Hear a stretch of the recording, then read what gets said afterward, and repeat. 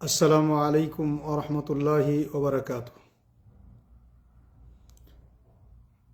আলহামদুলিল্লাহি রাব্বিল আলামিন ওয়াল আকিবাতু লিল মুত্তাকিন ওয়াসসালাতু ওয়াসসালামু আলা আশরাফিল আমবিয়াই ওয়াল মুরসালিন নবিয়িনা মুহাম্মদ ওয়া আলা আলিহি ওয়া আসহাবিহি আজমাইন, আম্মা বাদ। দ্বীনি ভাইরা আমার, আজকে আপনাদের সামনে লাইভে যে বিষয় নিয়ে এসেছি সেটি হলো মাওয়াইদ সৈয়দনা ঈসা আলাইহিস সালাম। হযরত ঈসা আলাইহিস সালামের কিছু নসিহত।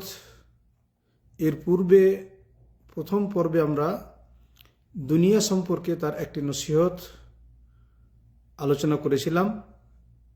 আশা করি তার দ্বারা আপনারা উপকৃত হয়েছেন।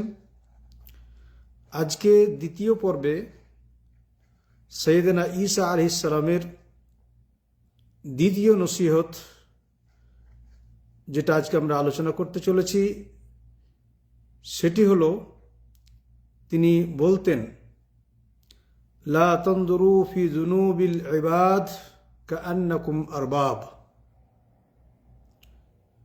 হযরত ঈসা আলাইহিস সালাম বলতেন যে লা তানজুরু ফি যুনুবিন নাস কাআন্নাকুম আরবাব, বলে অন্যের পাপ খুঁটিয়ে দেখো না, কারণ আপনি যেন একজন মালিক, রব হতে চান। অন্যের পাপ, অন্যের অন্যায় খুঁটিয়ে খুঁটিয়ে দেখবে, নিজের দিকে কোনো খেয়াল রাখবে না, এটা হতে পারে না। বরং এটা ঠিক নয়, কোনো মানুষের জন্য উচিত নয় যে অন্যের অন্যায়গুলো খুঁজে বেড়াবে আর নিজের দিকে কোনো খেয়াল করবে না, এটা ঠিক নয়। তিনি এটাই বলতেন যে লা তানজুরু ফি যুনুবিল ইবাদ, কোনো বান্দার, মানুষের গুনাহ, মানুষের অন্যায় খুঁজে বেড়ায় না, খুঁটিয়ে খুঁটিয়ে দেখো না, কাআন্নাকুম আরবাব, আপনি কি মালিক, আপনি কি রব। বরং তিনি বলতেন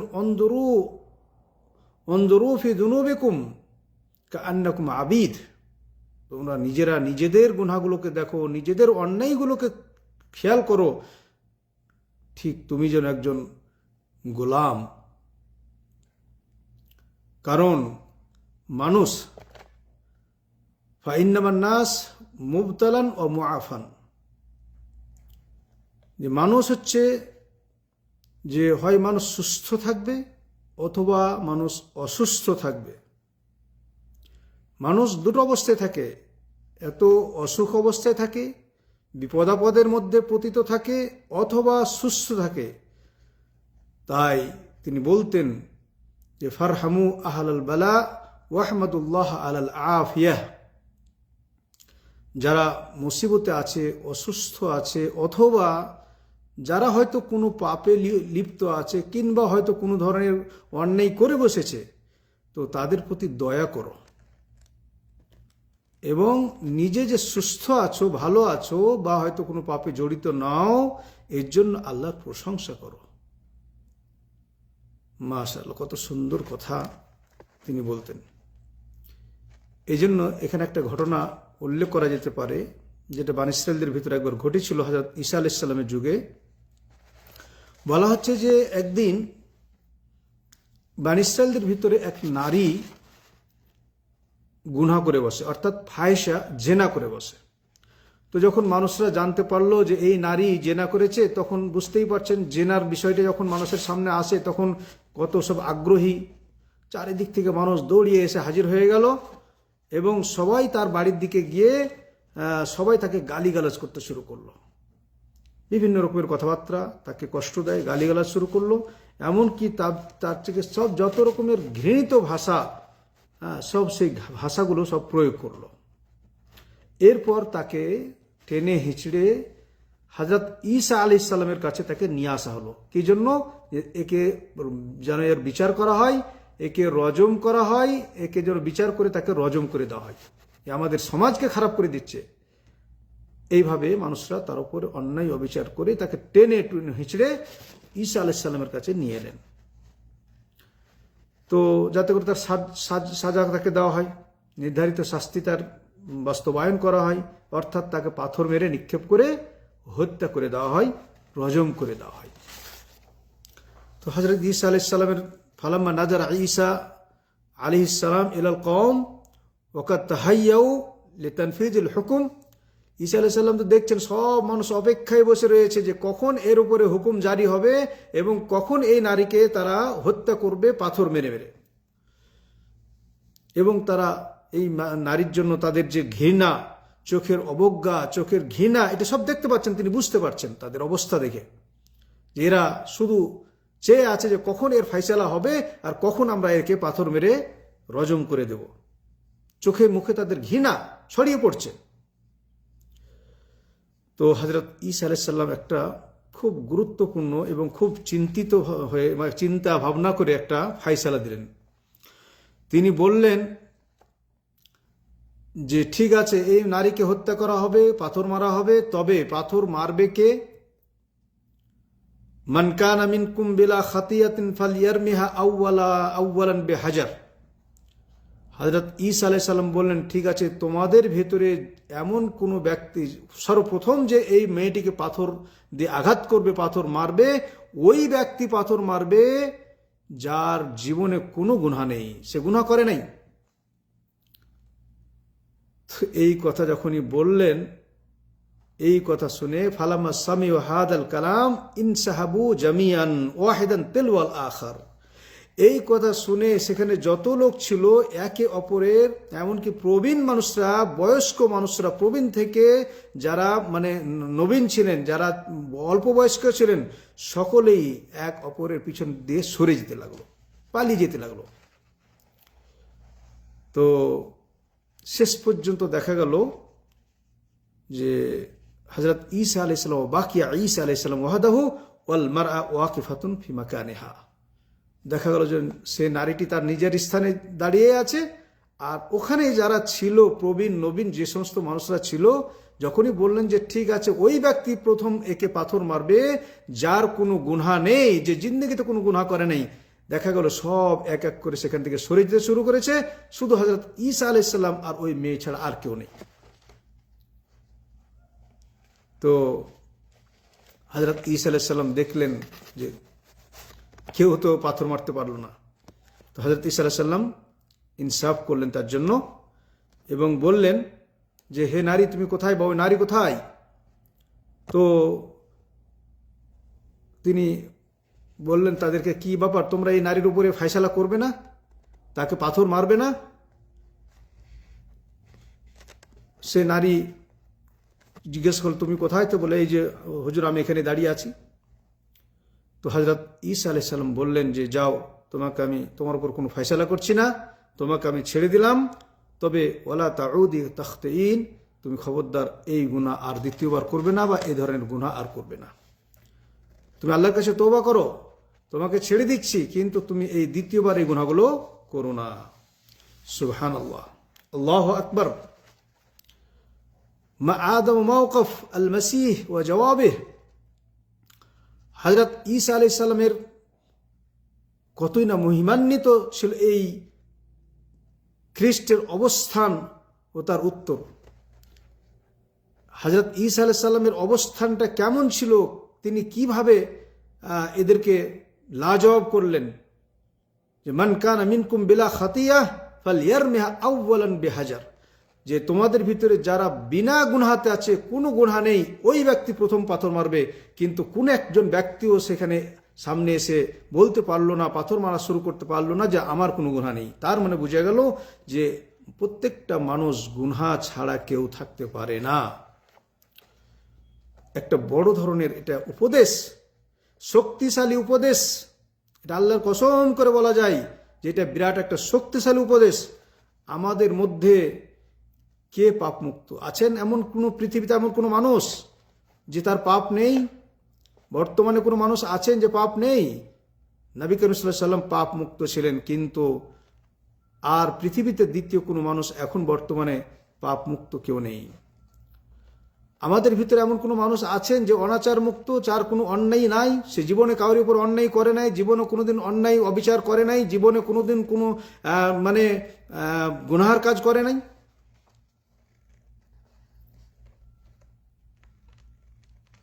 তিনি ওইভাবে তাদেরকে ডাকলেন তো তারা এই শব্দের দ্বারাতে ঈসা আলাইহিস সালাম তাদেরকে শিক্ষা দিতে চাইলেন যে দেখো গুনাহ হতে পারে, আর একজন মানুষ গুনাহ করে বসেছে বলেই যে তাকে তোমরা লানতান করবে, গালিগালাজ করবে, যত রকমের অন্যায় অবিচার তার উপর শুরু করে দেবে, পুরো এলাকার সমস্ত দোষ ত্রুটি তার উপরে চাপিয়ে দেবে, না, এটা নয়। বরং তোমরা নিজেরাও নিজেদেরকে পরীক্ষা করো। পরীক্ষার একটা সুযোগ দিলেন যে নিজেদের জীবনকে নিয়ে তোমরাও সোচো, ব্যবহার করো। অন্যের জীবনকে নিয়ে ছিনিমিনি খেলার আগে প্রত্যেকটা মানুষের উচিত তোমার নিজের জীবনটাকে দেখো যে তুমি কতটা পাপ মুক্ত, তুমি কতটা সত্যবাদী, তুমি কতটা ভালো, তুমি কতটা আল্লাহর ভালোবাসা পেতে পেরেছো, তোমার জীবনে কোনো পাপ নেই। তুমি এটা দেখো, অন্যের পাপ খোঁজার আগে নিজের পাপটাকে খুঁজে দেখো। ফলে সুতরাং আমাদের উচিত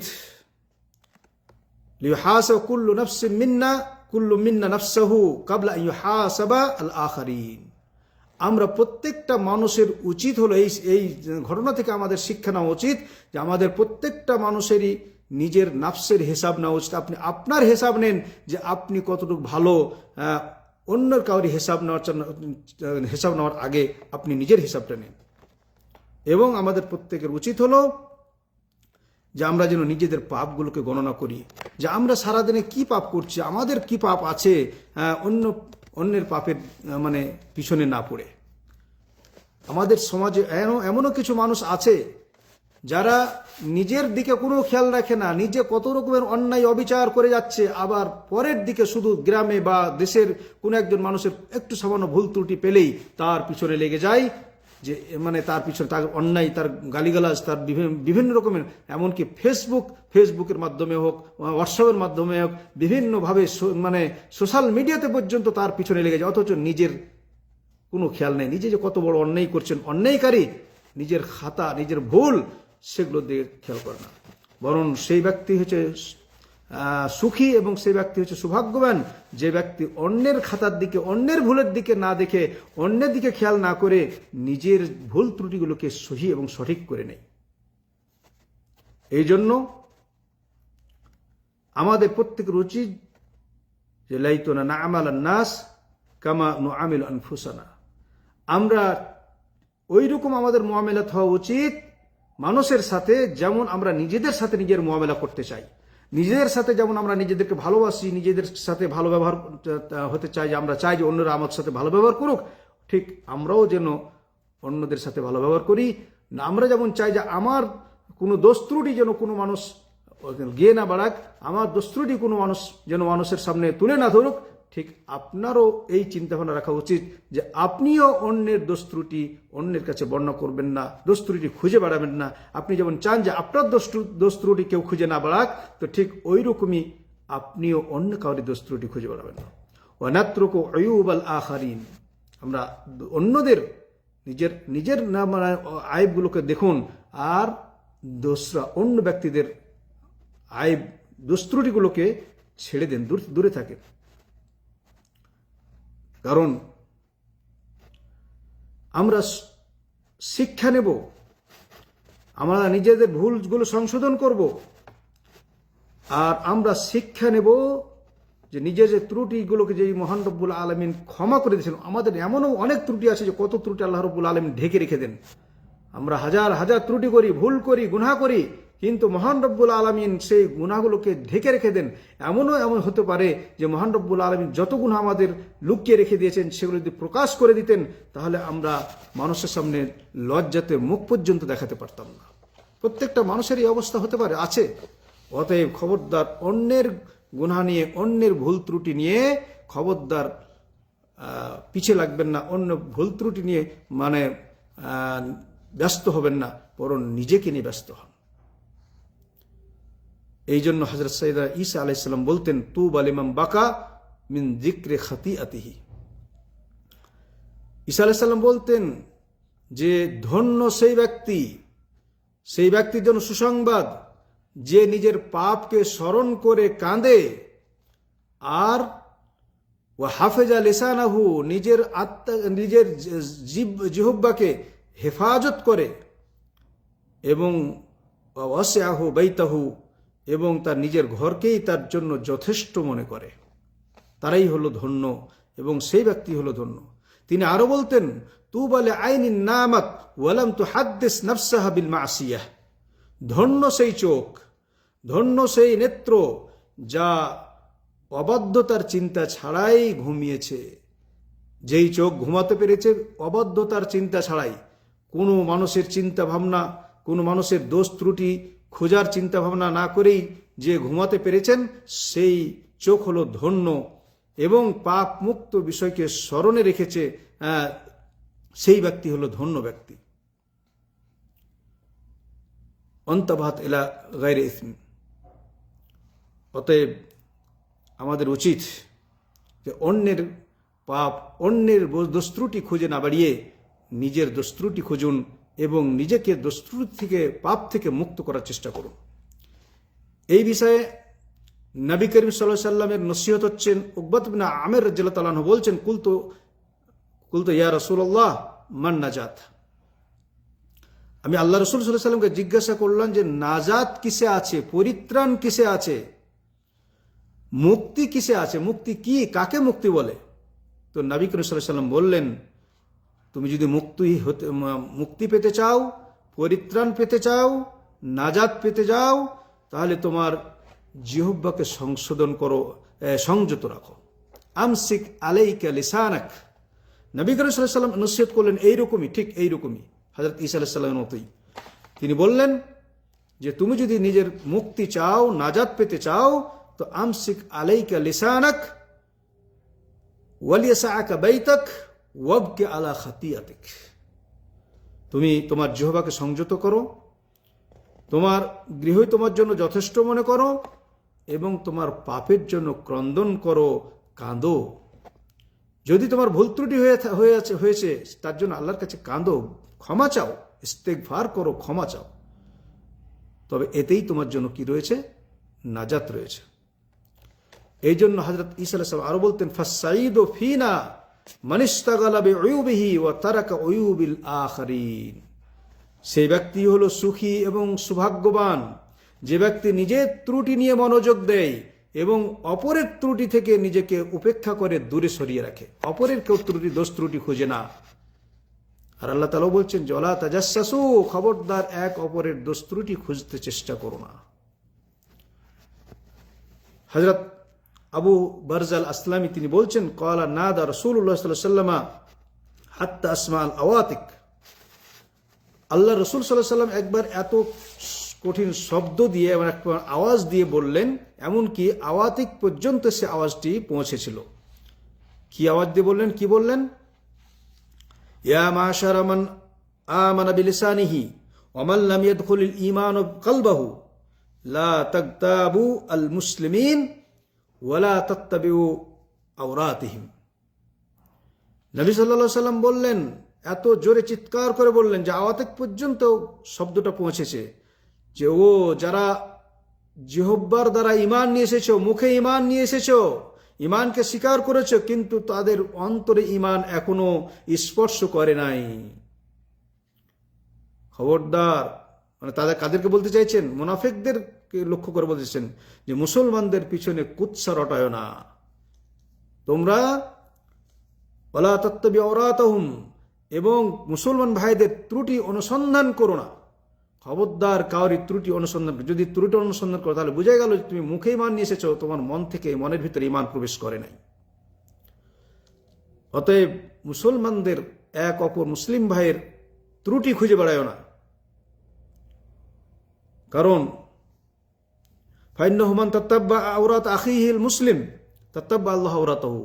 যে ব্যক্তি কোনো মুসলিম ভাইয়ের দোষ ত্রুটি খুঁজে বেড়ায়, আল্লাহ রাব্বুল আলামিন ওই ব্যক্তির দোষ ত্রুটি খুঁজবেন এবং আমান তাত্তাবা আল্লাহু আওরাতাহু ইয়াফজাহু ওয়ালাউ ফি জাওফি বাইতিহি।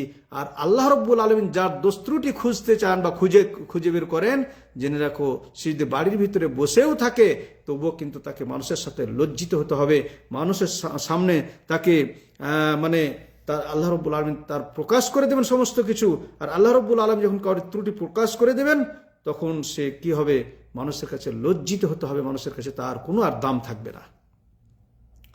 ফলে মুসলিম ভাই সকল, আজকের নসিহত থেকে আমাদের নসিহত গ্রহণ করা উচিত আজকের এই ঈসা আলাইহিস সালাম এবং নবী সাল্লাল্লাহু আলাইহি সাল্লামের এই কথাগুলো থেকে আমাদের শিক্ষা নেওয়া উচিত যে আজকে অধিকাংশ মানুষ আমরা শুধু অপরের দোষ ত্রুটি খুঁজতে চাই, যে কে করেছে, কে কি করেছে, কে কি অন্যায় করেছে, কে কি ভুল করেছে, কিন্তু নিজের ভুলের দিকে আমরা একবারও কোনো খেয়াল করি না। এটা কিন্তু আমরা মারাত্মক ভুল করি। বরং আমাদের উচিত যে আমরা নিজেদের ভুলগুলো নিজেরা খেয়াল করব এবং শুধরে নেব, তবেই আমরা সৌভাগ্যবান ব্যক্তি হতে পারব। অপরের ভুল ত্রুটি খোঁজাখুঁজি না করে নিজের ভুল ত্রুটি খোঁজাখুঁজি করুন এবং নিজের ভুলগুলোকে শুধরে নিয়ে তাসহিহ করে নিয়ে আপনি মহান রব্বুল আলামিনের কাছে মাগফিরাত কামনা করুন আর আপনি কান্না করুন। ওয়াবকি আলা খাতিয়াতিক, আপনি আপনার যে ভুল, আপনার গুনাহ, সেই গুনাহের জন্য আল্লাহর কাছে ক্ষমা চান, কান্না করুন, ক্রন্দন করুন, গুনাহ ক্ষমা চান। আল্লাহ রব্বুল আলামিন আমাদের নসিহত গ্রহণ করার তৌফিক দান করেন এবং আমাদের প্রত্যেকটি মানুষকে নিজের ভুল ত্রুটি দেখার এবং অপরের পিছনে না লাগার তৌফিক দান করেন। আমিন। ওয়া সাল্লাল্লাহু আলা নবিয়িনা মুহাম্মদ। আসসালামু আলাইকুম ওয়া রাহমাতুল্লাহি ওয়া বারাকাতুহু।